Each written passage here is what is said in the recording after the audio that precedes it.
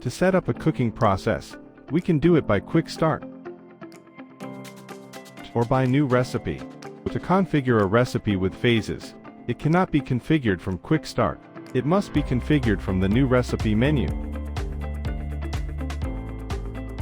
Select the desired cooking temperature, with a range between 30 and 275 degrees Celsius.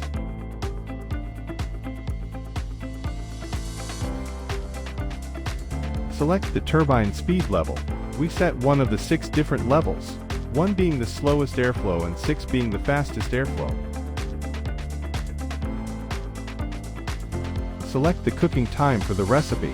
Choose from 0 hours, 0 minutes and 0 seconds to 9 hours, 59 minutes and 59 seconds. We can also set the continuous mode without time. Finally, we select the microwave power level. In this case, we will not be able to set a microwave power level as we are in convection mode.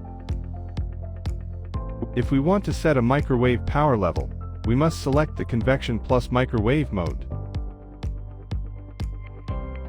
If we want to add cooking phases, we must click on the list of phases. Now click on Add Phase to include a new phase. Now click on Edit Phase to modify the phase parameters. Now we will modify each parameter again according to the cooking requirements of the recipe. By clicking on the delete icon, you can delete the recipe phase. Click on Confirm to save the changes applied to the phase. When a phase is configured with infinite time, we can add more phases, as the previous one will never end. In order to be able to add more phases, we will have to edit the last phase of the cooking and set a cooking time. We can now add a new phase. Now go back to the recipe menu, and click on Start to begin the cooking process.